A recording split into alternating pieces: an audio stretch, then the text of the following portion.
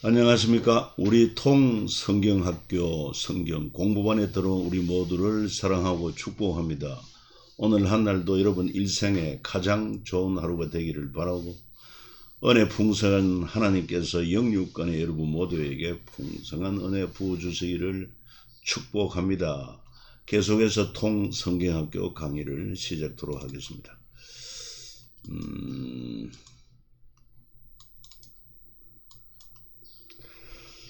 통성경학교 전체 구성이 이렇게 되어 있죠. 먼저 통성경 길라잡이 52주 과정입니다. 그래서 성경 전체를 통으로 이해하면서 특히 성경 기록 연대기적으로 이렇게 쭉 공부해 나가는 과정이었고, 그리고는 이제 하반기에 들어와서 2, 3, 4, 5, 6, 7 과정을 공부하는데, 성경의 중심이 되는 십자가, 그리고 하나님의 나라, 제사장 나라, 이제 구약 전체와 신약을 이렇게 이해하는 데 큰 도움이 됩니다. 그리고 우리를 향하신 하나님의 마음과 또 성경적 기도, 성경적 전도, 그리고 성경 통독의 방향, 이렇게 우리가 공부를 하게 되겠습니다. 자, 그러면 오늘도 이어서 제사장 나라, 하나님 나라. 여러분, 제사장 나라는 이스라엘이 출애굽하면서 예수님 오시기 전까지 하나님이 추구하신 제사장 나라. 그 제사장 나라가 예수 그리스도께서 오심으로 말미암아 이제 하나님 나라로 이렇게 새롭게 시작이 됩니다. 다시 말해서 제사장 나라가 하나님 나라라고 하는 큰 틀에 당겨져서 새로운 가장 중요한 성경의 주제라고 할 수 있는 하나님 나라가 이제 시작되는 그런 진리를 우리에게 보여주고 있습니다. 자, 이제 구과 왕정 500년 우리가 공부해야 되겠는데, 왜 나단, 엘리야, 이사야, 예레미야 선지자는 왕과 대립했는가? 그 네 선지자를 중심으로 다윗 왕부터 시작해서 유다 마지막 왕 마지막 왕 시드기야 왕까지 이 선지자와 왕과의 대립과 아울러서 또한 협력, 이런 관계를 살펴보게 됩니다. 자, 왕정 500년이라 할 때 우리나라 이시조선 왕조가 500년 역사로 이렇게 하는 것처럼 어떻게 보면은 이스라엘의 이 500년, 왕정 500년과 비슷하다는 생각이 듭니다. 특별히 왕정 500년이라고 할 때 시작은 사무엘 때 등장한 이스라엘의 초대왕 사울 왕과, 그리고 예레미야 때 유다 마지막 왕 시드기야 왕 사이 500년을 얘기를 하고 있습니다. 그래서 이스라엘은 사울 왕부터 시작해서 시드기야 왕까지 42명의 왕이 왕정 500년을 이끌었던 것을 알 수 있습니다. 그 42명의 왕이 누구냐? 먼저 사울, 다윗, 솔로몬은 통일 이스라엘 왕국이라고 할 수 있죠. 그런데 솔로몬의 아들 르호보암 때 와서 결국은 북이스라엘과 남유다로 나라가 갈라지게 됩니다.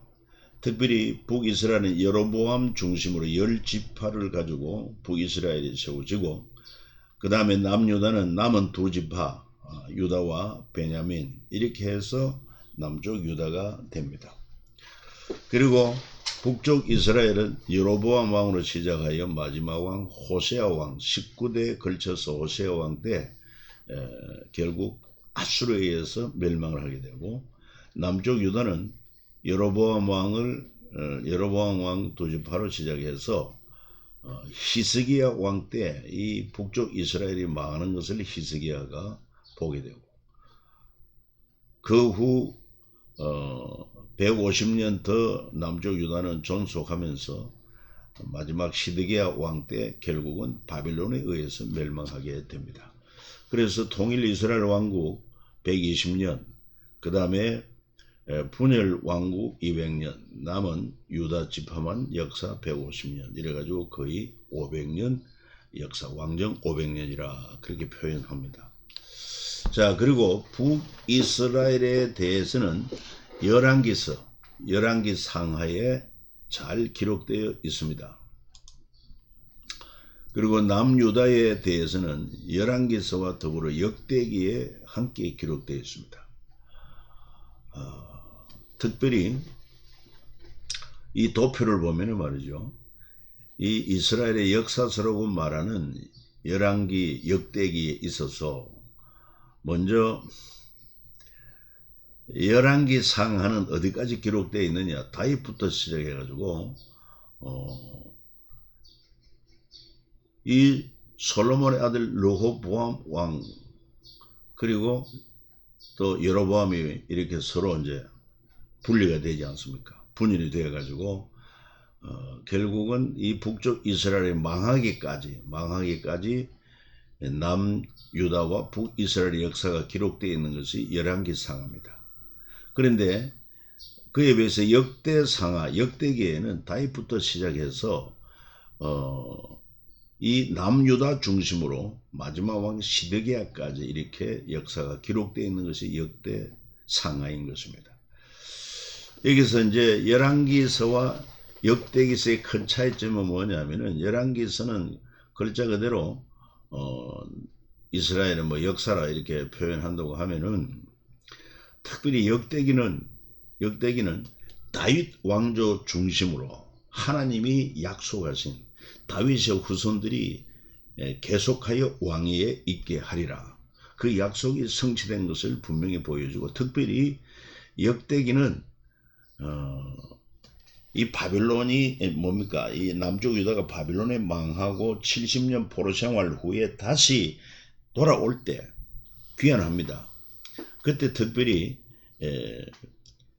에스라 대제사장 겸 또한 학사 이렇게 표현하고 있는데, 에스라가 돌아오면서 이제 새롭게 귀환한 우리 이스라엘이 어떤 나라로 세워져야 할 것인가에 대한 청사진을 기록한 것이다, 그렇게도 볼 수 있습니다. 그게 역대기의 특징입니다. 그리고 남유다 북이스라엘을 좀 비교해 본다고 하면은 여기 지도에 나오는 것처럼 북이스라엘은 약 200년 동안 존속하는데, 여로보암 왕부터 시작해서 호세아 왕까지 19명이 통치를 하게 됩니다. 소속 지파는 르우벤, 시므온, 납달리, 갓, 아셀, 이사갈, 스불론, 므낫세, 에브라임, 그리고 레위 지파 일부. 수도는 세겜으로 시작해서 나중에 사마리아로 이렇게 옮기게 되었고, 북이스라엘 활동은 주요한 선지자는 엘리야, 엘리사, 아모스, 호세아 등이 있고, 이 북이스라엘의 역사는 열왕기 상하에 기록되어 있고, 결국 BC 722년 하나님을 떠나고 우상을 숭배하고 결국 돌이키지 아니함으로 말미암아 아수르 제국에 의해서 완전히 멸망하고 맙니다. 그리고 남쪽 유다는 여기 지도에 보는 것처럼 이 사해 북단 지역을 잘라서 아래쪽을 차지하고 있는데, 기간에 약 350년 존속을 했습니다. 남유다 왕은 여로보암부터 시작해서 시드기야까지 20명, 여기도 아달랴라고 하는 여왕을 빼면은 북쪽처럼 19명이 될 것입니다. 소속 지파는 유다, 베냐민, 그리고 레위 지파 일부, 수도는 예루살렘이었습니다. 남유다에 활동한 주요 선지자는 이사야, 미가, 예레미야, 스바냐, 하박국, 요엘 등이고, 이 남유다에 대한 역사 기록은 열왕기 상하와 더불어 역대기 상하에 기록되어 있다 하는 것입니다. 그리고 남유다도 역시 북이스라엘보다는 150년 더 존속했지만 결국 우상숭배 때문에 BC 586년 바빌론 제국에 의해서 멸망했다. 이렇게 여러분 남유다 북이스라엘에 대해서 간략하게 설명할 수 있으면 좋을 것입니다. 자, 그러면은 이 통일 이스라엘 왕국 때 다윗 왕 때 활동했던 나단 선지자, 그 나단 선지자는 다윗을 긴장시킨 유일한 사람이라 이렇게 보여집니다. 왜냐하면 다윗이 자기 부하 우리아의 아내 바세바를 범한 후에 그 죄를 은폐하기 위해서 여러 가지 꾀를 내지 않습니까? 그 우리아를 특별 휴가를 줘서 집으로 와서 아내와 동침하게 합니다. 그래서 동침하게 함으로 말미암아 지금 바세바가 임신하게 된 그 아이가 불륜이 아닌 이 우리아의 자녀로 이렇게 하기 위한 그런 악한 시도였죠. 그러나 충성된 우리아는 아무리 해도 지금 현재 우리 살인관이 지금 전쟁터에 나가 있고 우리 동료들이 생명 걸고 전투를 하는데 내가 어떻게 편안하게 집에서 잠을 잘 수 있겠느냐. 그래서 무장도 풀지 않고 그렇게 잡니다. 그래서 다윗이 안 되니까 이제 귀대하는 우리아 편에 요압 장군에게 밀서를 보내죠. 이 우리아는 내게 혐의가 있다. 그렇기 때문에 위험한 전쟁터에서 반드시 전사하도록 하라. 그래가지고 결국은 요압이 이해할 수 없었지만은 왕의 명령대로 우리아를 위험한 전투 현장에 보내가지고 전사하게 만들었던 것입니다. 그리고는 이제 다윗은 태연하게 우리아의 아내 바세바를 제아의 아내로 삼지요. 그때 하나님은 이 모든 것을 아시고 나단 선지자를 통해서 다윗에게 이 사실을 깨닫게 합니다. 물론 처음에는 비유로 시작했습니다. 한 성읍에 부자가 있었고 그 부자에게는 많은 가축대가 있었다 이 말이죠. 그런데 그 성읍에는 한 가난한 과부가 있었는데 그에게는 오직 암양새끼 하나밖에 없었기 때문에 딸처럼 여기고 그렇게 애지중지하는 그런 암양새끼를 기르고 있었다. 그런데 부자에게 한 친구가 왔을 때 부자는 자기 많은 그런 짐승떼 가운데 양을 잡아 대접하지 아니하고 그 가난한 가부의 딸과 같은 암양새끼를 뺏어다가 친구를 대접했다. 이 얘기를 듣고는 다윗이 노합니다. 그놈은 반드시 죽어야 할 것이다. 그랬을 때 그때 나단 선지자가 한 말이 뭡니까? 다윗에게 당신이 바로 그 사람이다. 그래가지고 다윗이 크게 깨닫게 됩니다. 그래서 자기 죄를 지적받고 그 나단 선지자를 권력으로 압제하지 않고 오히려 그는 하나님 나라와 그 나라의 법을 따르는 다윗이기 때문에 그래서 하나님 앞에 회개합니다.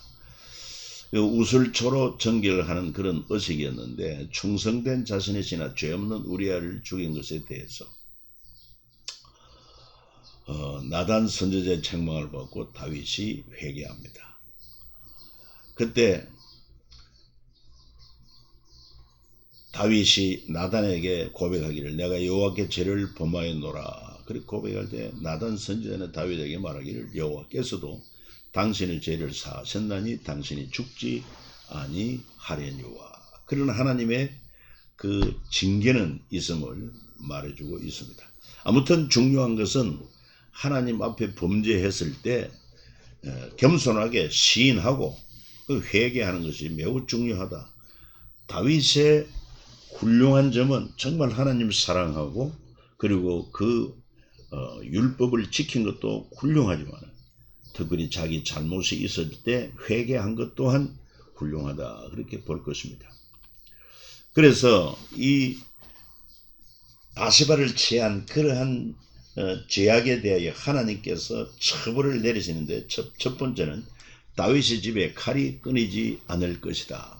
칼부림이 일어난다는 것입니다. 실제로 그랬습니다. 우리가 그 역대기서나 열왕기서 읽어보면 이런 사실이 나오는데 다윗의 딸 다말이라고 있었습니다. 그런데 이 배다른 형제 가운데서 왕자 되는 암논이라는 자가 그 배다른 자기 이복 누이 동생을 겁탈하게 됩니다. 이걸 안 그 다말의 친오빠가 되는 압살롬이 자기 형이지만은 자기 친 누이 동생을 겁탈한 이 암논을 살해할 계획을 가지고 때가 오매 그를 살해하게 됩니다. 그러니까 이 칼부림이 나지 않습니까? 그리고는 그 후에 오랫동안 아버지를 피해 떠나 있던 압살롬이 요압 장군의 중재로 다시 돌아왔지만, 그러나 아버지와의 갈등이 온전히 해결되지 않습니다. 그때 압살롬 마음속에는 아버지가 이제 나이 많아 늙어지고 하니까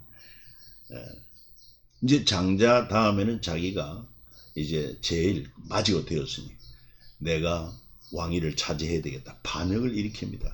그 반역 때문에 다윗이 쫓겨가고 그리고 결국 그 아내들, 다윗의 아내들이 이 압살롬이 범하게 되는 이런 일들이 일어나고, 그리고 바세바 사이에 태어난 아들이 죽게 되는 이런 징계가 임했던 것을 알 수 있습니다. 그래서 특별히 시편 51편이 나단 선지자 책망을 받은 후에 다윗이 지은 시가 바로 회개의 시가 시편 51편에 되어 있습니다. 그 특징은 나의 내가 등 1인칭 주어를 32회나 사용하면서 다윗의 뼈아픈 회개의 시를 기록하고 있습니다. 특별히 우슬초라고 할 때 이 우슬초라고 하는 것은 뭐 한자 그대로 풀이하면은 쇠무릇과 같다 이렇게 보고, 우리 또 쇠무릇풀 이런 것도 있지 않습니까? 그처럼 이렇게 물에 적셔가지고 뿌리기에 참 좋은 그런 풀입니다. 특별히 6월절 어린 양의 피를 바를 때 사용한 그것이 바로 우슬초인 것입니다. 그 우슬초에 피를 묻혀서 내 죄를 씻어달라는 그런 다윗의 회개의 시가 시편 51편에 기록되어 있습니다. 그 다음에 북쪽 이스라엘에 활동했던 불의 사자 엘리야 선지자와 아합 왕가의 대립도 생각해 볼 수 있습니다. 이 북쪽 이스라엘이 여로보암 때부터 시작해서 계속 짝퉁 종교로 하나님을 거역하고, 그리고는 율법을 불순종하고 우상을 숭배하는 이런 잘못된 길로 갑니다. 그래서 하나님께서 그래도 이스라엘은 택한 족속이라 불의 사자 엘리야를 보내어서 정말 하나님의 살아계심을 이 갈멜산 이 우상 숭배하는 바알 선지자라고 그런 대길에서 하늘에 불이 내려서 뭡니까? 엘리야의 하나님이 살아계신 하나님을 증거하지 않았습니까? 그럼에도 불구하고 이 아합이 하나님께로 돌아오지를 않습니다. 끝까지 이 북쪽 이스라엘은 엘리야를 통해서, 엘리사를 통해서 또 아모스나 그 다음에 또 호세아 이런 선지자가 그렇게도 하나님께로 돌아오라고 하는 그런 메시지를 거역하다 결국 아수르에 의해서 멸망하게 되는 것입니다. 특별히 이 아합 왕 때 우상 숭배가 극심했기 때문에 하나님께서 엘리야를 통해서 앞으로 3년 동안 비가 오지 않을 것이다. 그래가지고 정말 그 땅에 가뭄이 들어서 농사질 물도 없고 가축이 마실 물, 사람이 마실 물도 부족합니다. 얼마나 고통이 심했겠습니까? 그때 엘리야를 볼 때 아합이 그에게 말, 이스라엘을 괴롭게 하는 자여 너냐 했을 때 엘리야가 뭐라고 말합니까? 내가 이스라엘을 괴롭게 한 것이 아니라 당신과 당신 아비집이 괴롭게 하였다. 이게 뭐냐 하면은 바로 당신 아합과 그리고 당신 아비집 오므리 할아버지지요. 모두가 다 범죄했기 때문에, 하나님을 거역하고 불순종했기 때문에 하나님이 징계함으로 이런 가뭄이 온 것이다. 하나님 지금도 살아계십니다. 자, 그래서 3년을 준비한 엘리야의 갈멜산 대결입니다. 비 오지 않은 지 그때 3년이 지나서 마침내 이제 엘리야와 그 다음에 아합이 추종하는 바알과 아세라 선지자 850명과 함께 이제 갈멜산에서 대결하지 않습니까? 그래서 불로 응답하는 신이 참신이다. 이래가지고 서로 제단을 쌓고 거기에 짐승을 잡아 각을 떠서 올려놓고 우리가 기도하자. 기도해서 불이 임하는 그 신이 참신이다. 그래가지고 우선 바알 선지자들은 바알 선지자가 뭐 400명인가 그랬는데 그들이 먼저 부르짖었지만은 아무런 응답이 없습니다. 그렇습니다. 우상은 헛된 것입니다. 그러나 이 엘리야는 어떻게 했습니까? 그 번제단에 제물을 올려놓고 그리고는 물을 3번이나 끼 얹어서 흥건히 물에 젖었습니다. 그래가지고 불이 붙겠습니까? 그럼에도 불구하고 하나님의 역사는 그런 조건, 환경, 관계가 없이 임합니다. 그래서 엘리야가 기도했을 때 이에 여호와의 불이 내려 번제물 나무와 돌과 흙을 태워 도랑에 물을 핥은지라 모든 백성이 보고 엎드려 말하되 여호와 그는 하나님이시로다. 여호와 그는 하나님이시로다. 살아계신 하나님을 증거하게 됩니다. 이쯤 되면은 아합 왕이 당연히 자기도 살아계신 하나님을 인정하고 그 모든 백성과 더불어 하나님께 돌아와야 되지 않습니까? 그러나 그렇지는 않습니다. 이런 제사는 아론의 첫 제사 그때로부터 시작해서 계속 제사 제도는 있었다 하는 것을 설명하고 있습니다. 자, 그리고는 또 특별히 그 역대기 또 열왕기서에 보면은 남쪽 아하스 왕의 선택과 이사야 선지자의 충고를 볼 수 있습니다. 이 아하스는 그때 북쪽 이스라엘과 아람 나라가 연합해가지고 남쪽 유다를 공격해 오고 괴롭힙니다. 그래가지고 이 아하스는 그렇다면 나도 아수르 또는 애국과 더불어 동맹을 맺어서 북쪽 이스라엘과 그리고 아람을 물리쳐야 되겠다.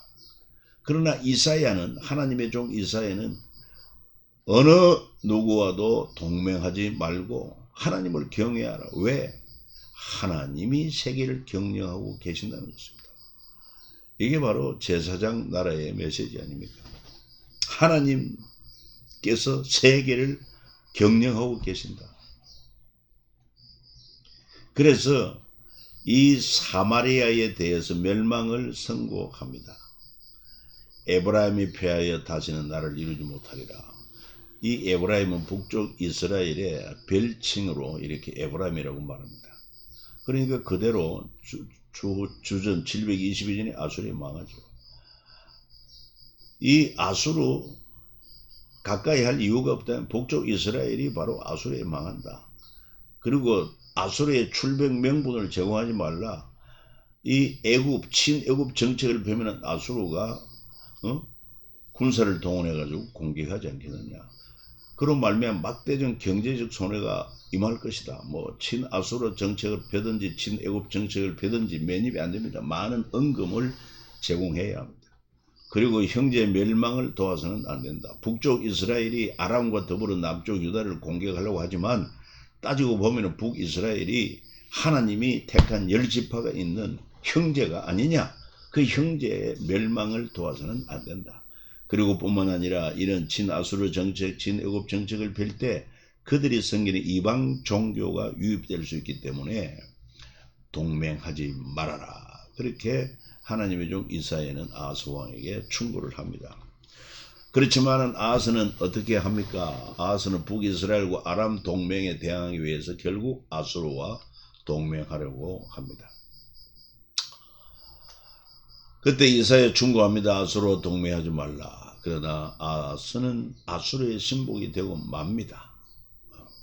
그래서 결국은 아수르에게 뭐라고 하면 나는 왕의 신복, 왕의 아들이다. 이제 아람 왕, 이스라엘 왕이 나를 치니 청컨대 올라와 그 손에서 나를 구원하소서 하고 여호와의 성전에 있는 또 왕궁 곳간에 은금을 내어다가 아수르 왕에게 예물을 보냅니다. 그리고 아수르 왕이 청을 듣고 올라와서 다메섹을 쳐서 이 아람의 수도 점령하고 백성을 사로잡아 기류를 옮기고 또 어르신을 죽임으로 말미암아 남쪽 유다가 위기는 면했지만은 결과적으로 선택 결과는 뭐냐? 아하스가 여호와의 전에 왕궁과 방백들의 집에 재물을 가져다가 아수르 왕에게 주었으나 유익이 없었더라. 그렇습니다. 아무튼 현실적으로 볼 때의 위기입니다. 북이스라엘이 아람 제국과 더불어서 남쪽 유다를 공격하려고 하니까 그 유다의 아하스 왕은 지금 이제 위기단 말이죠.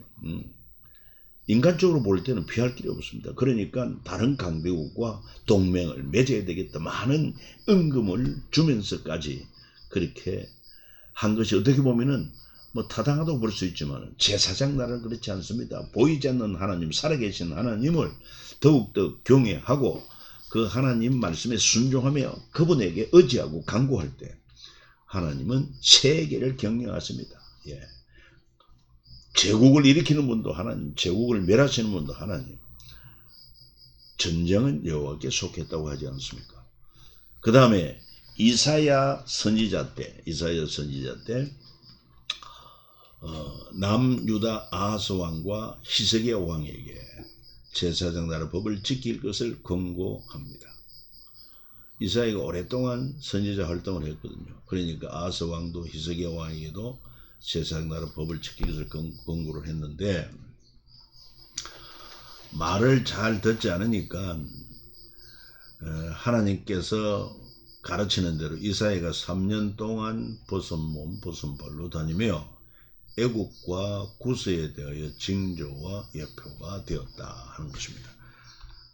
무슨 얘기냐면은 당시 히스기야 왕이 되었을 때 이사야 선지자가 충고한 내용입니다. 그러니까 히스기야는 이 아수르에 주는 조공의 힘에 겨워 애국과 동맹하려고 합니다. 이미 그 선조 아하스 왕이 북이스라엘과 아람 제국의 침략을 막아내기 위해서 아수르에게 많은 예물을 주지 않았습니까? 그리고 해마다 조공을 바쳐야 됩니다. 그러니까 히스기야 왕 때도 역시 아수르에 주는 조공의 힘에 겨워 결국은 아수르를 버리고 친애국과 동맹하려고 합니다. 그래서 유다왕 히스기야 때 역시 사내립이 침략을 해가지고 그래서 또 남쪽 유다가 위기에 처했을 때 히스기야는 라게스로 사람을 보내 아수르 왕에게 이르되 내가 범죄했나이다. 나를 떠나 돌아가소서. 왕이 내게 지우시는 것을 내가 당하리이다 했더니 아수르 왕이 곧 은 300달란트 금 30달란트를 정하여 유대 왕 히스기야에게 내게 한지라. 히스기야가 이에 여호와의 성전과 왕궁 곳간에 있는 은을 다 주고 그때 유다 왕 히스기야가 여호와의 성전문의 금과 자기가 모든 기둥 입힌 금을 벗겨 모두 아수르 왕에게 주었더라. 참 이 강대국 치하의 약소국. 유다 나라는 이스라엘 전체가 전체를 다 통틀어도 적은 나라인데 그게 분열 왕국이 돼 남쪽 유다는 정말 작은 땅을 차지하고 있습니다. 그러니 강대국에 참 늘 말발굽에 짓밟힐 수밖에 없는 그런 연약한 나라였습니다. 왜 하나님께서 이렇게 하셨을까? 너희 힘으로는 열강을 이길 수 없다. 오직 너희들이 전적으로 나를 경외하고 내 명령을 지키면 내가 너희 왕이 되고 너희를 안전하게 보호하겠다는 그런 메시지가 있는데 이게 현실적으로 잘 보이지 않으니까 자꾸 이렇게 강대국을 의지하려고 하는 것입니다. 그래서 히스기야 왕에게 이사야가 애국과 동맹하지 말라. 애국의 도움은 헛되고 무익하다. 상한 갈대 지팡이 같아서 소용이 없다는 것입니다. 그렇지만 히스기야는 자주 국방의 의지를 불태운 애국과 동맹합니다. 계속해서 이사야 선지자는 도움을 구하러 애국으로 내려가는 자들은 화 있다. 그들은 말을 의지하며 병거의 많음과 마병의 심히 강함을 의지하고 이스라엘의 거룩하신 이를 앙모하지 아니하며 여호와를 구하지 아니하나니 제사장 나라로서는 세상 제국의 그런 길을 가서는 안 된다는 것을 말하고 있습니다. 이와 같이 이제 남유다 히스기야 때 아수르를 배반하고 친애굽 정책을 펴니까 아수르 가만히 있습니까? 이를 빌미로 남유다에 쳐들어오고 예루살렘 성을 뺀 전 국토가 점령을 당합니다. 예루살렘 성만 남겨오는 전 국토가 점령당했습니다. 히스기야 왕 14년에 아수르 왕 사느립이 올라와서 유다의 모든 견고한 성을 쳐서 취하니라. 얼마나 위기입니까? 이 다급한 상황에서 히스기야는 드디어 이사야의 충고대로 하나님을 의지합니다. 읽어볼까요? 히스기야 왕이 듣고 그 옷을 찢고 굵은 배를 두르고 여호와의 전에 들어가서 왕궁의 책임자인 엘리야김과 서기관 셈나와 제사장 중 장로들에게 굵은 배를 돌려서 아모스 아들 선지자 이사야에게로 보내매 그들이 이사야에게 이르되 히스기야의 말씀이 오늘은 환난과 징벌과 모욕의 날이라 아이를 낳을 때가 되었으니 해산할 힘이 없도다. 그렇게 하나님을 의지하며 우리를 위해서 기도해달라.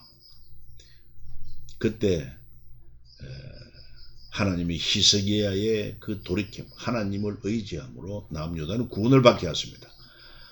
내가 나와 나의 종 다윗을 위하여 이 성을 보호하여 구원하리라 하셨나이다 하였더라. 이 밤에 여호와의 사자가 나와서 아수르 진영의 군사 18만 5천 명을 친지라. 아침에 일찍 일어나 보니 다 송장이 되었더라. 아주 깨끗하게 이스라엘을 남유다를 위협했던 아수르 군대가 18만 5천 명이 다 그냥 송장이 되고 말았습니다. 어떻게 이런 일이 가능할 수 있느냐?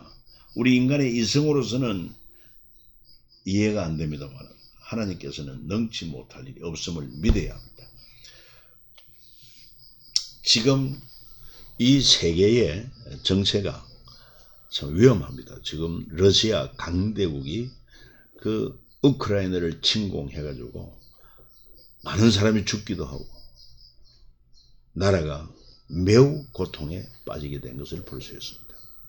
그런가 하면 중국이 또한 대만에 대한 그런 마음, 또 중국이 또 러시아와 또 합해서 북한을 이용해서 6.25와 같은 이런 전쟁을 일으킬 그런 가능성이 농후해지고 있습니다.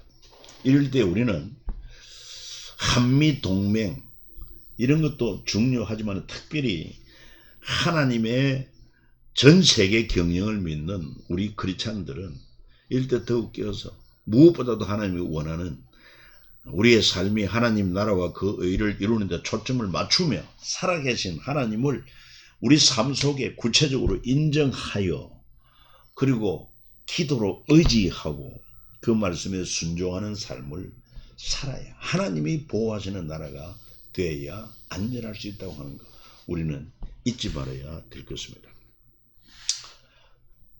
그 다음에 이제 남유다의 마지막 선지자라고 할 수 있는 예레미야 선지자. 예레미야 선지자도 거의 한 40년 동안 여러 왕들이 걸쳐서 예언을 합니다. 특별히 남유다 왕 마지막 왕 시드기야에게 바벨론에 항복하라 하는 하나님의 뜻을 전합니다. 특별히 이 하나님의 종 예레미야가 이방나라 바벨론에게 항복하라는 이 메시지는 참으로 이해하기 어려운 것입니다. 왜냐하면 하나님이 살아계시고 하나님이 전 세계를 통치한다고 하면은 당신의 백성을 당신이 택한 나라를 하나님이 지켜 보호해 줘야 될 것이 아닌가. 그럼에도 불구하고 어떻게 하나님을 알지 못하는 이방나라 바벨론에 하나님의 백성들이 항복하라는 말인가. 그래가지고 예레미야가 욕을 많이 듣습니다. 거짓 선지자들에게 많은 농락과 그리고 모욕을 당합니다. 그러나 예레미야는 하나님의 메시지를 그대로 전합니다. 왜 결국 바벨론의 침략을 받게 되고 우리가 항복해 사는 길이 되느냐? 그것은 바로 지금까지 이스라엘이 하나님을 거역하고 우상 숭배함으로 아수르에 멸망한 것처럼 우리도 하나님을 거역하고 또한 율법을 지키지 않고 우상을 숭배한 그런 죄악 때문에 하나님께 소리 참다가 결국은 바벨론에 너희를 붙여서 징계하는 것이다. 그러나 하나님은 다윗과 아브라함과 다윗과 언약한 대로 택한 백성을 영원히 버리지 아니하고 바벨론 포로 70년이 차면은 다시 회복하여 돌아오게 할 것이니 이게 하나님의 뜻이다. 그러니까 바벨론에 항복하는 것이 생명의 길이고 거역하는 것이 사망의 길이다. 그걸 강조하면서 예레미야가 말합니다. 그 무리가 왕을 그들에게 넘기지 아니하리다. 원하옵나니 내가 왕의 아뢰바 여호와의 목소리에 순종하서 그리하면 왕의 복을 받아 생명을 보존하시리라. 그러나 결국 어떻게 됩니까? 우리 마지막 선지자 예레미야와 그러니까 남유다의 마지막 선지자 예레미야와 마지막 왕 시드기야, 그 마지막 BC 586년 이 상황, 시드기야 왕과 예레미야의 비밀 회담이 있었습니다. 왕이 하나님의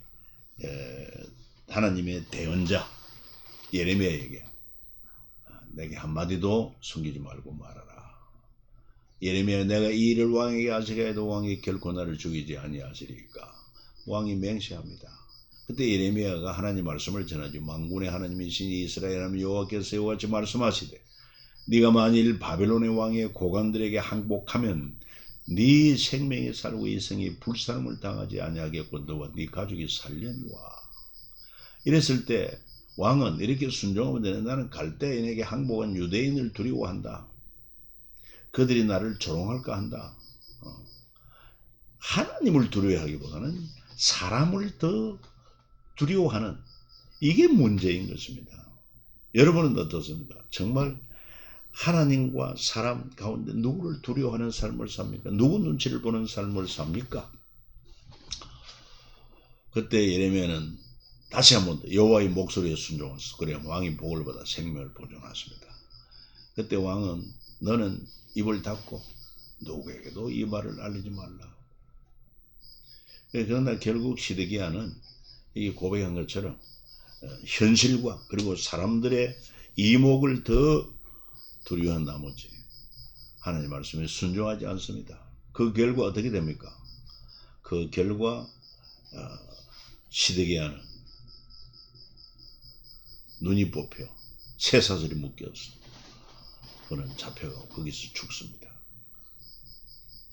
그 아들들이 다 눈 빼기 전에 다 죽임을 당하고, 그리고는 예루살렘 성이 불타버리고 무너지고 성전이 불타고 이런 패망을 목도하게 됩니다. 이 시드기야 왕은 요새 왕의 막내 아들로서 남유다의 마지막 왕, 북이스라엘의 마지막 왕이 누구라고 그랬습니까? 호세아 왕이죠. 바벨론의 느부갓네살이 여호야긴을 폐위하고, 이 여호야긴 왕도 여호야김의 아들이었는데 애굽을 가까이 하다가 바벨론 느부갓네살 왕이 폐위시키고 마따니아 왕으로 삼는데 이 바빌론식으로 이름 바꾸어서 시드기야로 이렇게 부르고 있습니다. 남유다 백성들은 시드기야를 왕으로 인정하지도 않고 여호야긴을 왕으로 여겼다 하는 그런 내용을 가지고 있죠. 자, 이처럼 이렇게 왕정 500년 역사는 제사장 나라와 왕정 제도 이 사이에 대립과 때로는 협력 관계를 나단 선지자부터 시작해가지고 마지막 예레미야 선지자까지 이렇게 좀 묶어서 왕정 500년 역사를 정리를 하게 된 것입니다. 자, 여러분 오늘도 수고 많았습니다. 평안하시기를 바랍니다. 감사합니다.